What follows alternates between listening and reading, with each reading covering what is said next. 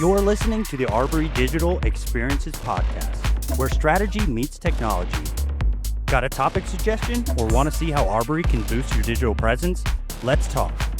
Visit arborydigital.com or find us on LinkedIn. Now, on to today's episode. All right, welcome to Arbory Digital Experiences. This is episode 20.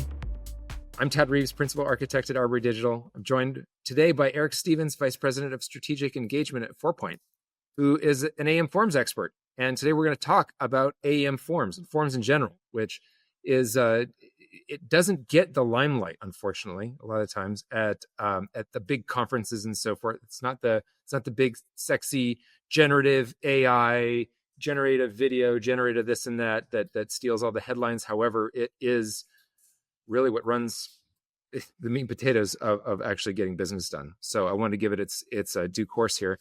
And there's a lot of things I think that are misunderstood, not understood, not fully appreciated about the role that forms does play and can play in any business website. So I want to give enough time for us to talk about this. This is going to be actually a fascinating session for anybody who has done any architecture on a business-to-business site, business-to-consumer site.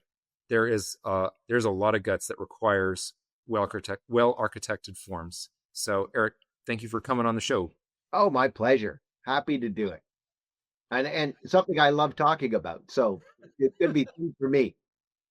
Well, great. So you've been in the forms business for quite some time.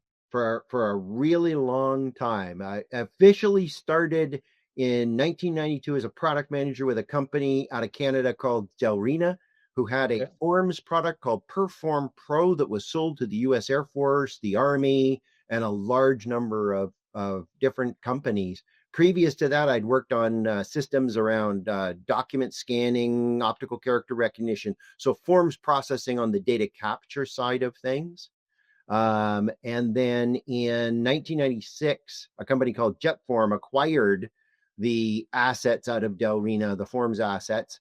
And so I moved into that, and that brought together the fillable side, which was the Delrina side of things, and the print side, which was the JetForm side of things.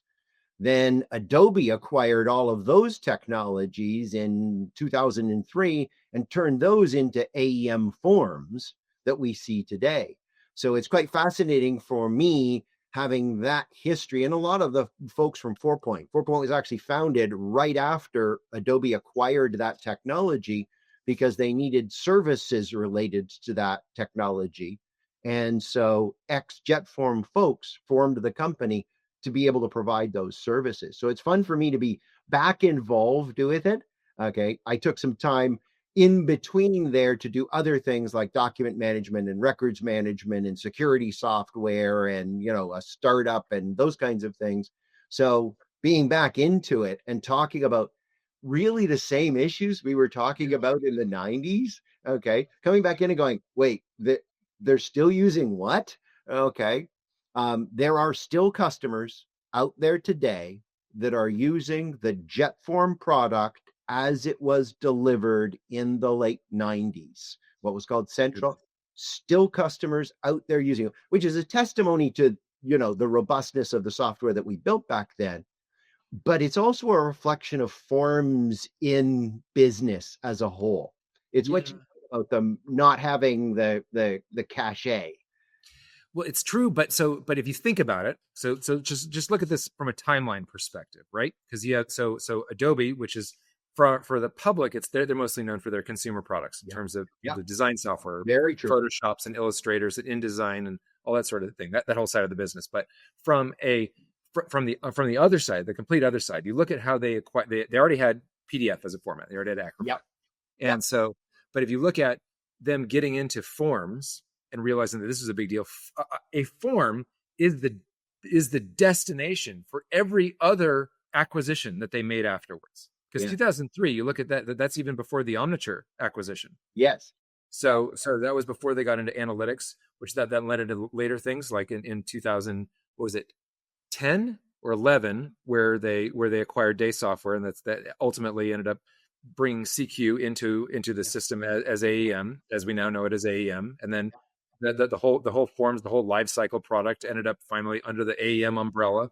And so, Exactly. but all of that, if you look at everything that it's done, from tracking somebody to going out and marketing to somebody successfully, bringing them in, showing them about your product and so forth on a successfully created website, that the end of all that is the person signing up. Yes. You know what I mean? So it's still the destination. It's it's almost like Adobe was like, good, we got the destination. Well, now we have to get all of the other sub products that get somebody back to the destination of, like, because nobody, like you and I before this were talking about General Motors, which we're going to talk about some more.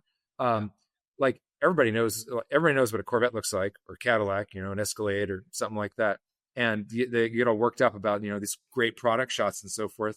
Nobody really says, what's really great about General Motors is, you ever buy a car, how about that way that you sign up? Like, nobody's ever talking about the forms. Well, I'll give you it. So let's talk about the General Motors example. Okay. Yes. So this was a session that was done at Summit, and folks can go to the Summit website. All of the sessions are available. There's a lot of fabulous sessions. There's a bunch of really good keynotes with interviews with CIOs and CEOs, major companies. The Coke one is fantastic. JP Morgan Chase is fantastic. Yeah. But the General Motors session was a forms oriented session, and they talked about how they used AEM adaptive forms to create a contact page. And I put it in quotes because people think contact page, well, that's a trivial operation. It's First name, last name, email, submit. So why would you use something as sophisticated and powerful as AEM Forms? Because what they're doing is they're linking it to the user profile and information. So as you go through their sites, they're identifying which vehicles you're looking at, which trim packages you're looking at. They're identifying your location. So now when you go to say, I want to test drive, the contact form that pops up is now, there's a dealer within 5 miles of you. They have the vehicle. They have the Corvette you were looking at with the trim package. Do you want to set up an appointment? Oh, and that form that you see is completely branded in the appropriate General Motors brand, whether it's Buick or whatever it happens to be.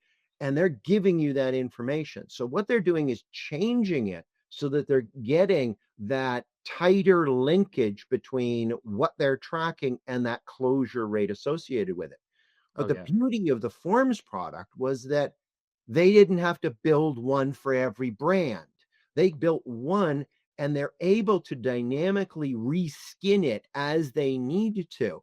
That means that from a legal perspective, a terms and conditions, and integration perspective, they've simplified all of their maintenance and operations to really take advantage of it and allow the marketing people to be able to go, I want to add this, or I want to add that, or I need a new one that does this kind of thing. And now they have a framework for creating those kinds of things. And that's where the challenge often comes into play, right?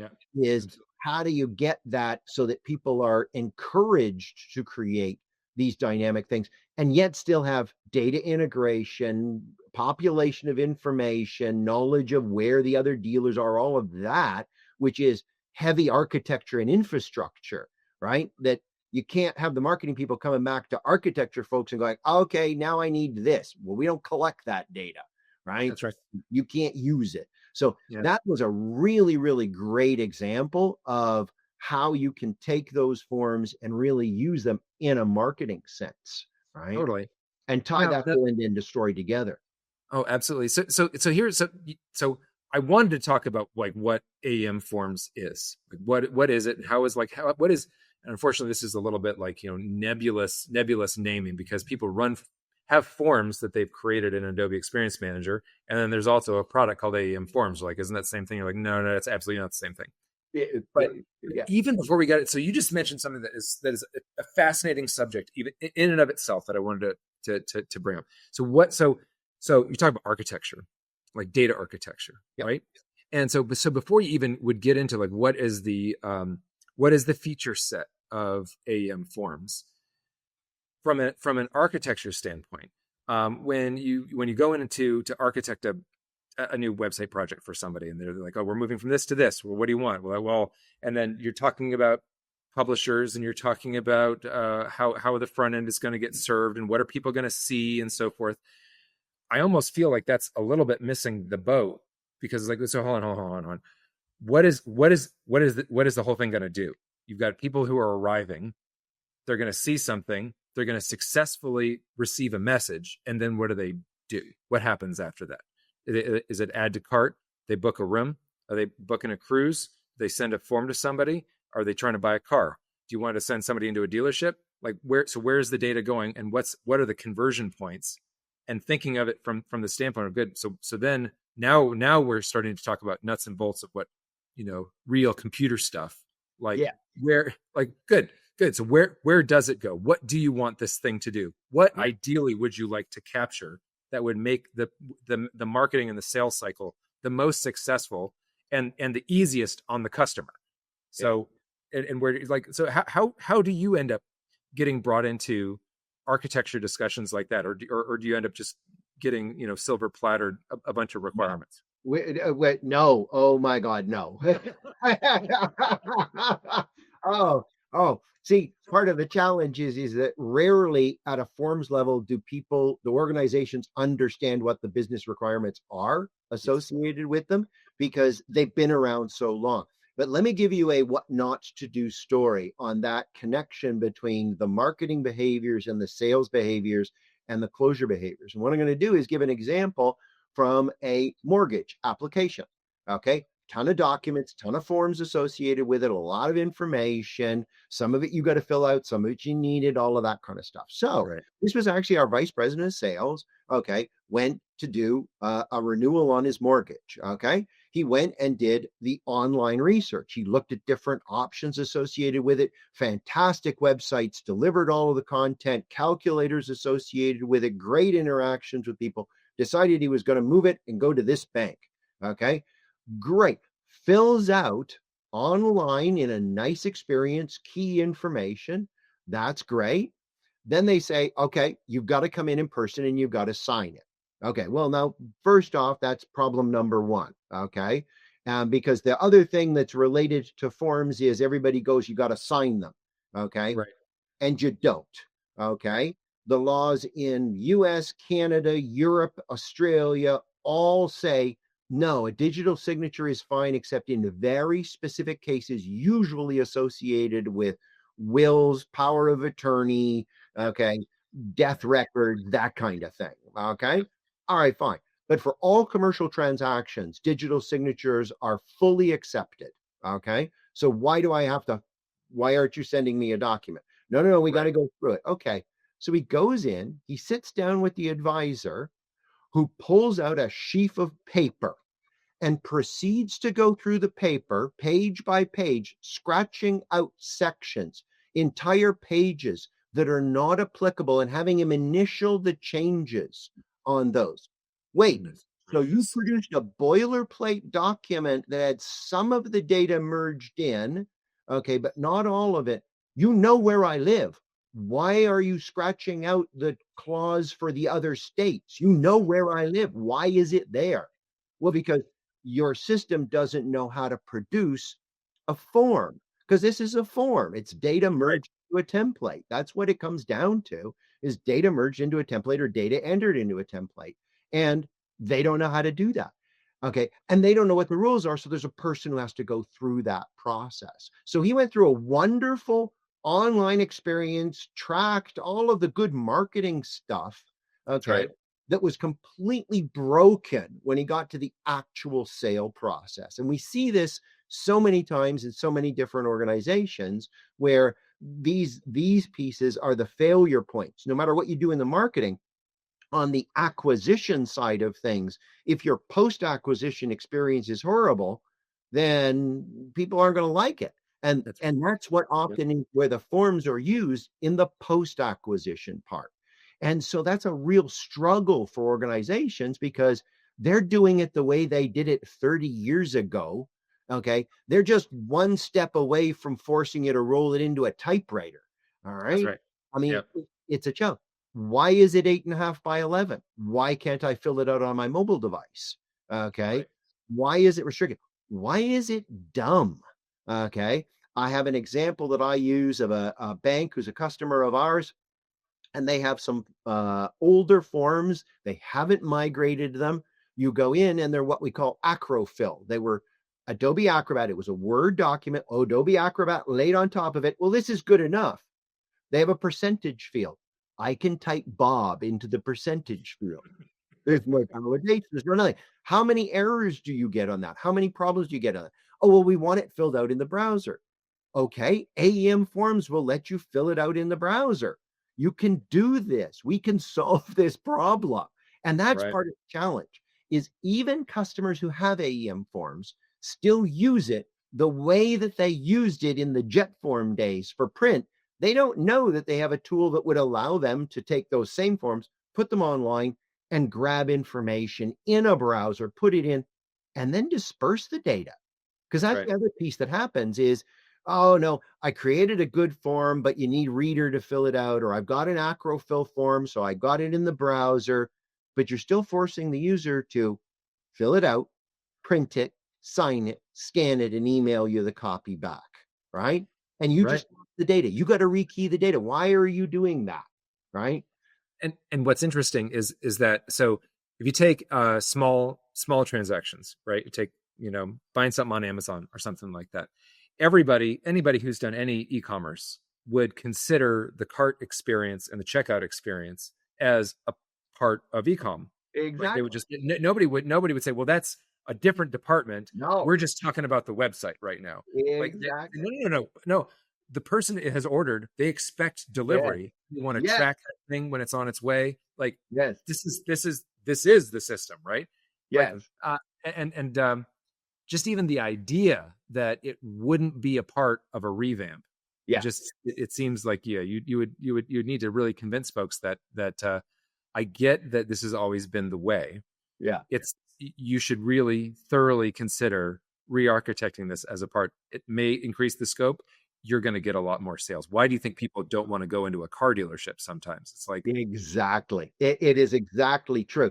But go back to your architecture scenario. The yeah, other challenge that you've got with forms is forms are dealing with data. A website's dealing with content, and the right, content is owned by the marketing department, so it's constrained. There's still it's complex. Don't get me wrong, okay? And the interactions are complex, and imagery and branding and all of those. Been a marketing person, understand all of that. right, The challenge with forms is forms aren't forms. Forms are business applications, and the data is the critical part of it. And we often, you talked about getting requirements on a silver platter. We often get into the organization. We go, excellent. You want us to pre-populate this. So what data do you have? What formats it in? And what APIs have you got for us? right, Okay. Oh, wait, you don't have any of that. We're working on a project now to revamp legacy systems for a state division of child support. And we're migrating them from a very old legacy tool, okay, that they used to build this that I was involved with in the Delrina days, okay, and we're revamping it in adaptive forms. But one of the critical areas that we did before we even started on a form in the first place was rebuilt their service layer because they need to connect to a mainframe case management solution. Well, we are not connecting to that directly, period. That's not happening. So you need a service layer. We needed to bring that up to spec, and we needed to agree on the schema for the data that's coming across. Now we can start connecting objects in an adaptive form or in an output form, connecting those together, right? right, That's the critical component associated with it. Give you another example. Large manufacturing organization went from a on-premise accounts receivable system to a cloud-based accounts receivable system, wanted to revamp their invoice presentation, the invoice printing side of things, PDF generation of invoices, right? We spent as much time on what has to go in the data schema and the JSON schema to make an invoice because Oracle didn't have enough data to make an invoice. That sounds counterintuitive. They're the accounts receivable system, yes, but the tax software is another solution. Order management has all the serial numbers and the ship to addresses. Oracle doesn't have that. They only got the bill to addresses. And there's a few other systems that have special components and customization. So they had to build an entire middleware layer that then created the schema that had all that data merged into it that they could feed to us. So now that solution supports 65 countries, 25 different languages, including right to left languages, right? 11 different invoice types and 15 different custom settings with a very, very small number of templates and fragments. We basically have 25 templates, one for each language, and then custom objects that get inserted. We dynamically construct the document as we need it. We don't have a fixed template. Okay, right? You look at the data and go, well, wait, you're Switzerland in German. Gotcha. I'll make a Swiss German layout for you and insert the data. There you are, you're done. Now, what that means is they want to add a new country and English is okay in that country. We support English. A new country, it's a data schema change. That's it. They don't have to do anything. So that's the key. That's what we're talking about when we're talking about how we shift forms and change the way that you're doing it from the way that you did it 30 years ago. Right. And I guess that's probably a decent segue to go from what's the difference between somebody trying to do something relatively basic with forms? Because a lot of times when you think of a form, you're just thinking of fields, typing, and radio buttons, and a submit button. Yeah. And that's kind of the most basic person's understanding of a form. Yeah. But the difference between that use case and what are the superpowers that are a discrete product that is also not something that is cheap or lightly purchased. What does that have, and what is the difference between those two products? So there's a couple of different ones. One is the ability to do data integration. Okay, the capability of pre-populating it and taking the data out and putting it in the appropriate place, calling one or more APIs to get the data in or out. That's a key aspect to it. Second key aspect is the ability to do more with the document. So for example, in that invoicing example, one of the options that they can request is that they want multiple invoices merged into a single document. Okay, that's a special use case. Now, I have to produce all the pieces and then merge them all together, but I have to handle pagination and all of those kinds of things. Right. Merge other documents in. Take a scanned image of a delivery notice, add that in, merge those kind of pieces. So that's the other key. But the other part to it is, from a fillable perspective, is intelligence in the filling capability. And the intelligence goes beyond just validation. The intelligence is, I'm not even going to ask you for information that doesn't apply to you. Okay. Right. We've often gone to, I'll give you two examples. You've often gone into doctor's offices and they've handed you a piece of paper to fill out a form. And there's an entire section if you're pregnant. Okay. Right. If I'm doing that in an electronic capacity and you are identified as male, I'm not asking if you're pregnant. Okay. We're not asking for those things. The whole scenario of, I filled in my address once on the front page. Why am I filling in my address on the third page and on the seventh page, duplicating it all across? So the ability to do that. Give an example, a commercial loan application. They deliberately made this as a downloadable, fillable PDF. You need Reader, and it's built that way because it's meant for Latin America, and many of the corporations there were not necessarily want to connect to the internet. Plus, they had whole issues of data stored in different regions and all of those for the bank. So they said, we're just going to give you a downloadable version. The downloadable version starts with one question. What country are you in? And you answer that question, and then suddenly questions appear. And based on your answers to those questions, more questions appear and more data entry appears. The end result is a document that you can print that is your commercial loan application that varies from 20 to 70 pages in length with attachments and inserts and all of that. That's the difference between a simple contact us form on a website and you can do with forms. Now, that is a well-designed, fillable, downloadable form. What we can do with AEM Forms is put that online so that now you're capturing that in a way that makes sense for the user, but we're still only asking them what country. Now I'm going to ask you. I don't have all the tabs for all the countries. I don't show you those until it's time for each one of those tabs to appear or each one of the pieces to appear. Then when you're done, even though you did it in a browser or you did it on a mobile device or you did it across all of those devices, because we can cross-channel the things, right? Now I'm going to produce a document that is the document of record that I can email you for a digital signature. Get it back in. I can pass it in a workflow. I've got all the data. I can take the data after it's been approved and put it in the right place. And something that's as flexible as that too. You're also talking about, again, to stray away from this definition of a form being a bunch of input fields. Yeah, you've got you're once again like you said with the General Motors example. The person's already been browsing, and you already know what he's been browsing.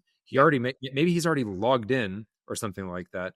You're not going to then go and make him fill out a form and said, so which one are you interested in? Do you like the LT, the Trail Boss, the ZR2? This, you're like, I don't know, the red one, the one that I was looking at. The one I was looking.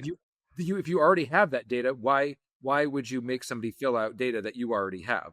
Yeah, which that to me is one of these things that should be framed and on the wall. Please don't make me fill out the data that you already have.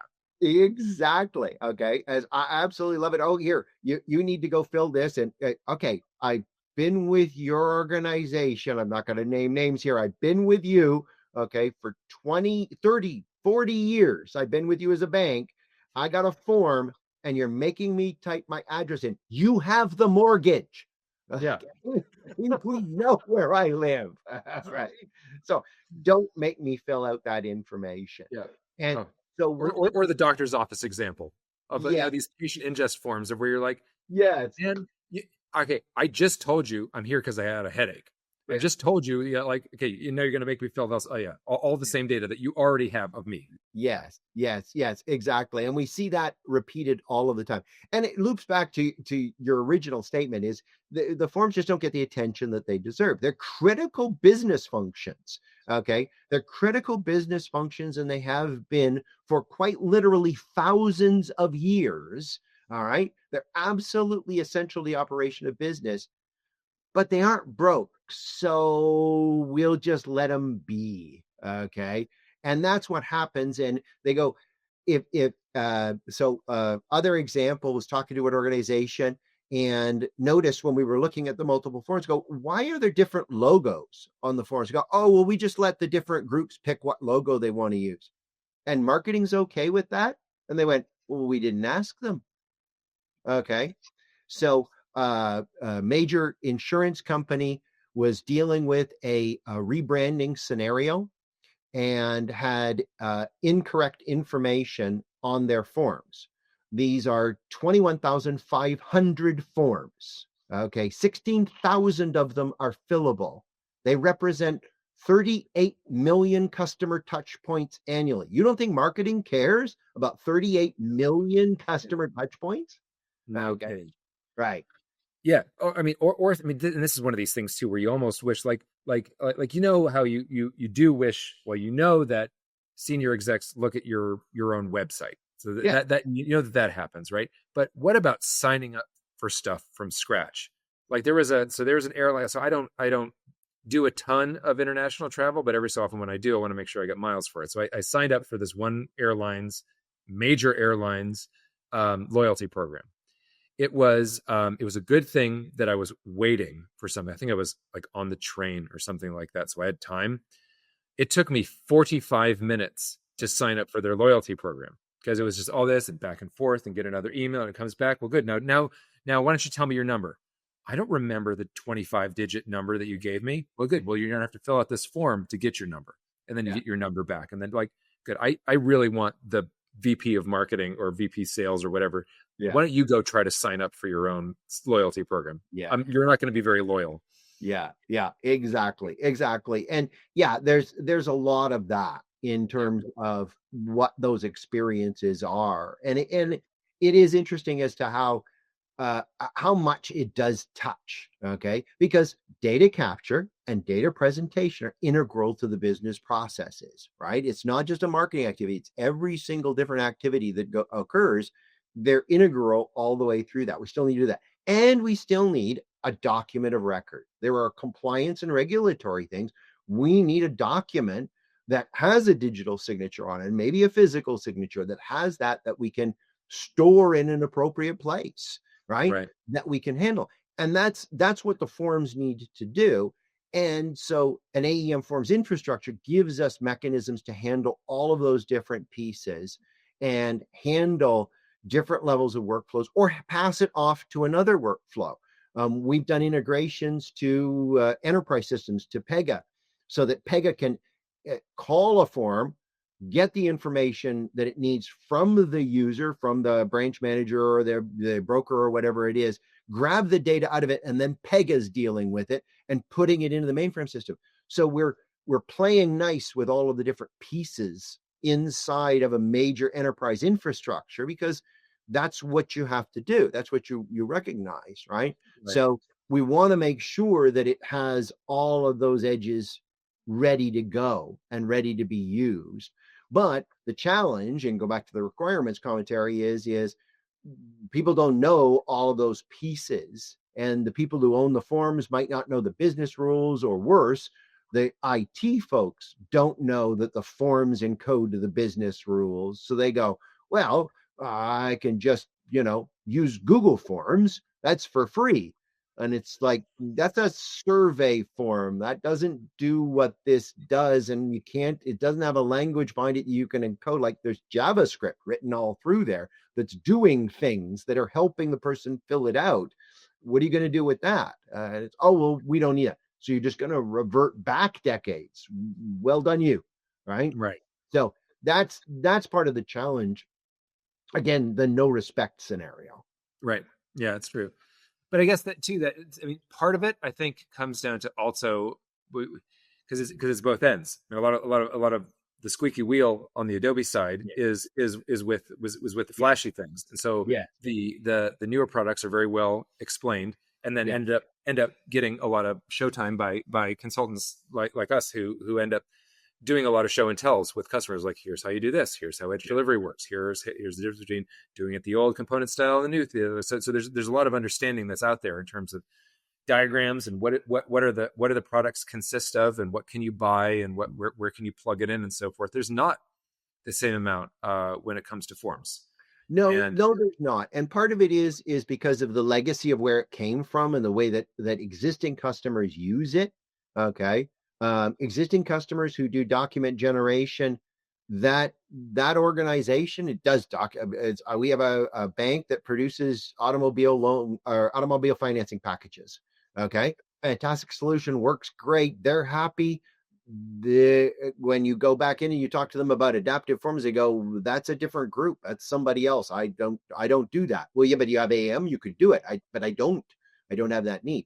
What the Adobe as an organization is doing from a forms perspective, though, is creating a let's call it a tighter integration, a tighter alignment with the entire AEM stack, specifically with sites. And one of the things that they showed, and again, this is a summit session, okay, people can get this online, and it was done by the Forms business unit, and they told a really good story that linked together how you can tie AEM Forms and edge delivery into the site's experience. So they try to create that end-to-end story of interaction throughout the process and of the production of a solid document post-acquisition.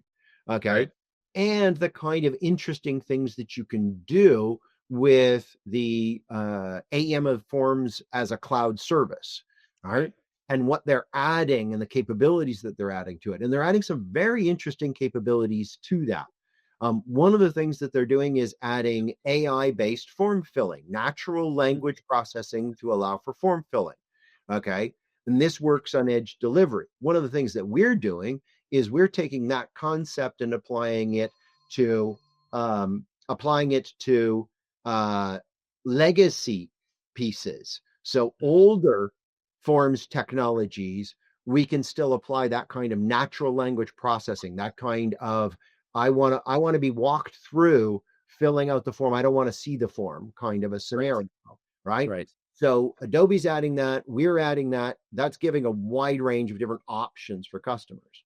The other thing they're adding in is AI-based design assistance so that you can go in and go, I need a form to do this kind of thing.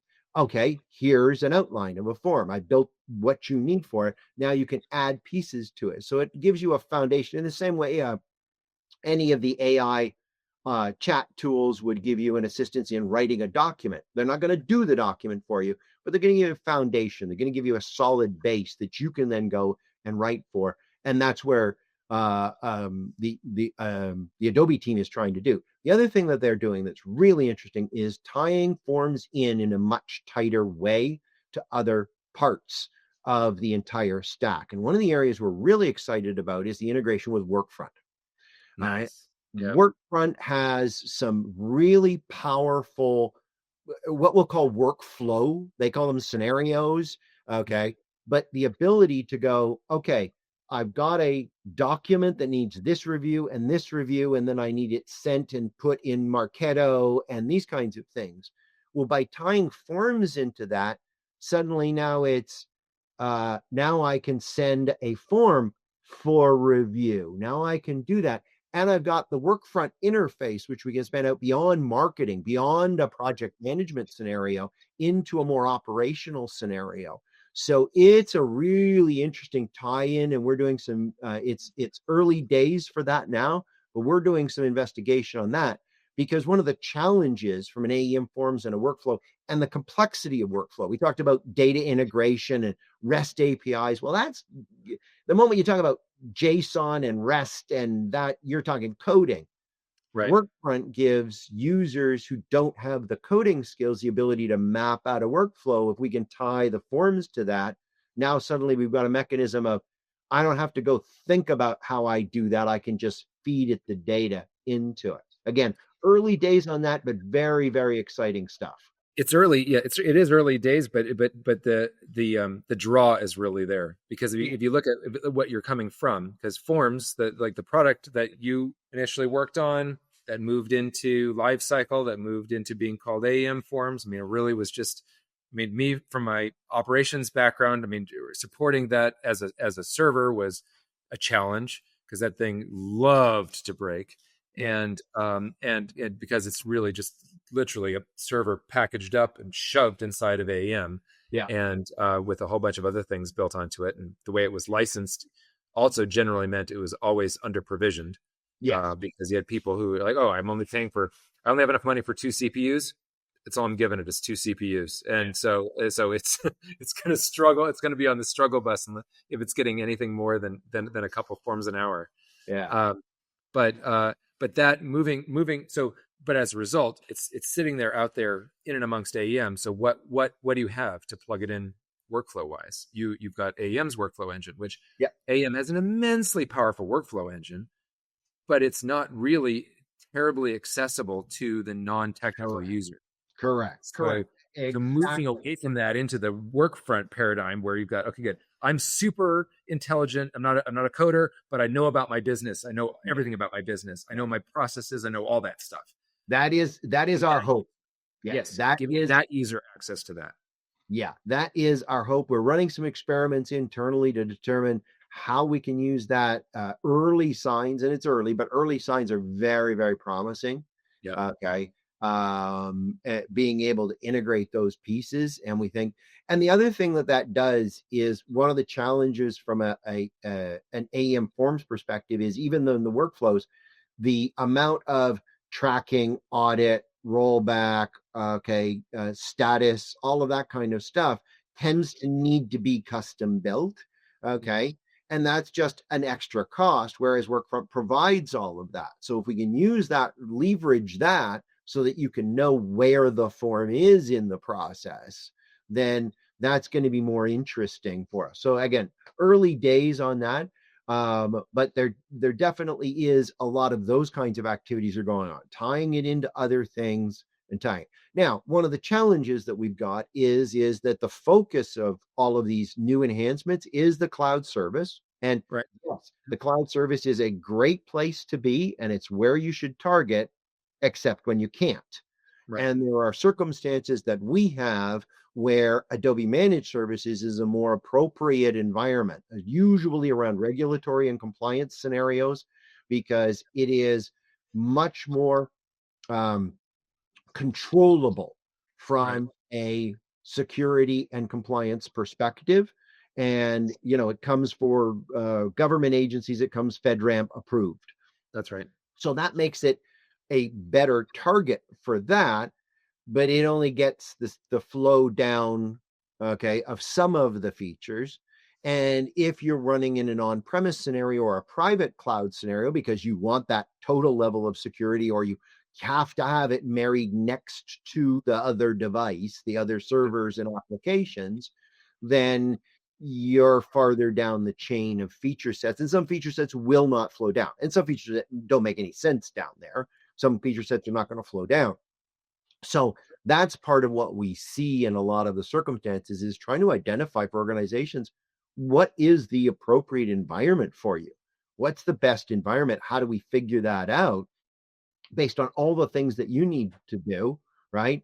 And then, because when you do that in a site scenario, okay, that's pretty straightforward. Is I need security, so I'll go AMS. I want flexibility and elasticity, so I'll go cloud service. But it's all it's all self-contained. There might be some other integrations, but they're very clean integrations.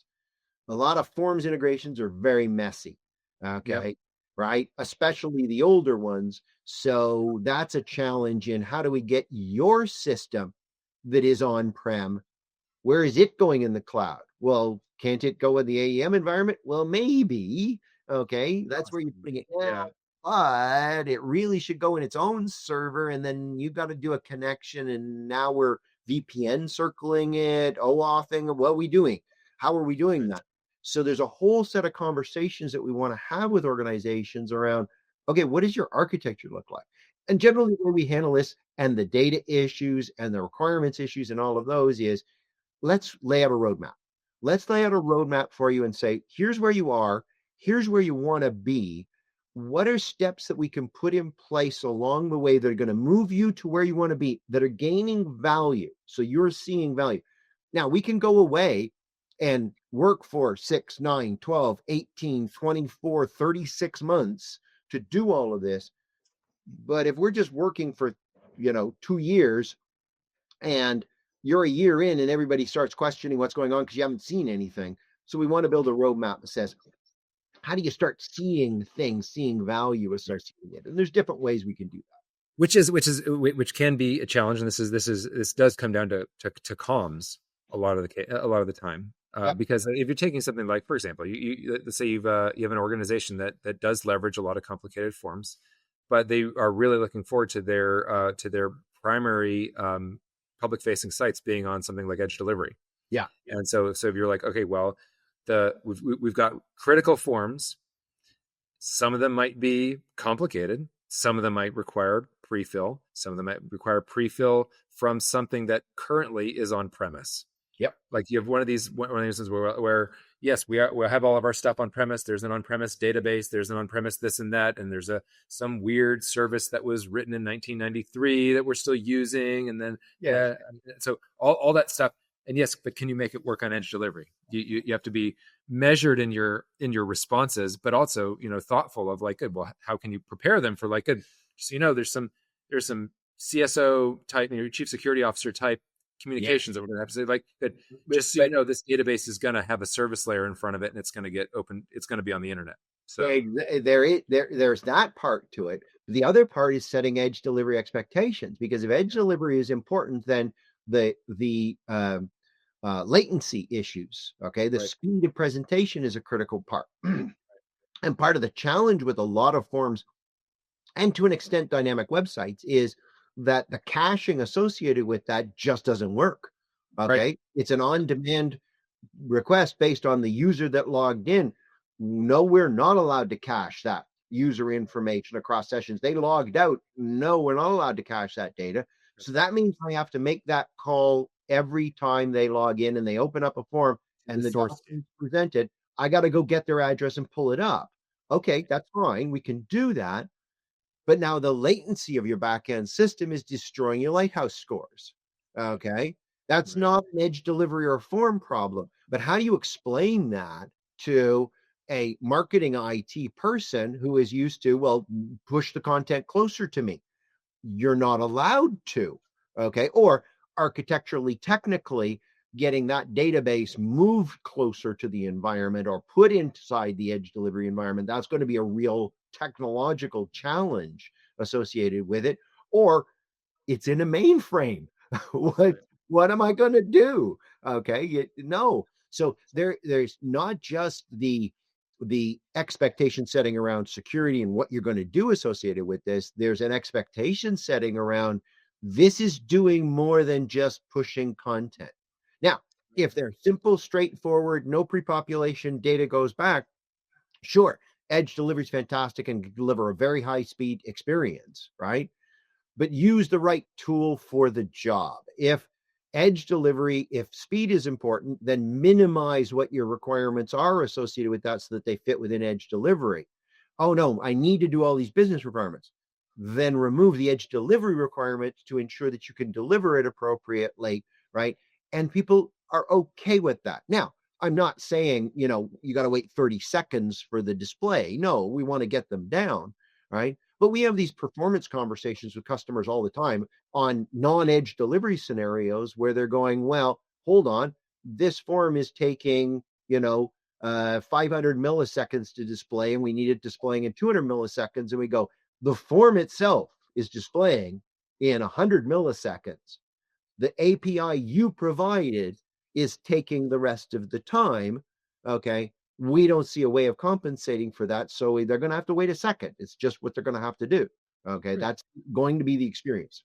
Right. Or be willing to rethink how some of these forms work. Exactly. Because in some cases, they say, good, well, here's the form. So it's you're signing up and we're getting people to sign up for an on-premise event. We track these on-premise events in this thing over here.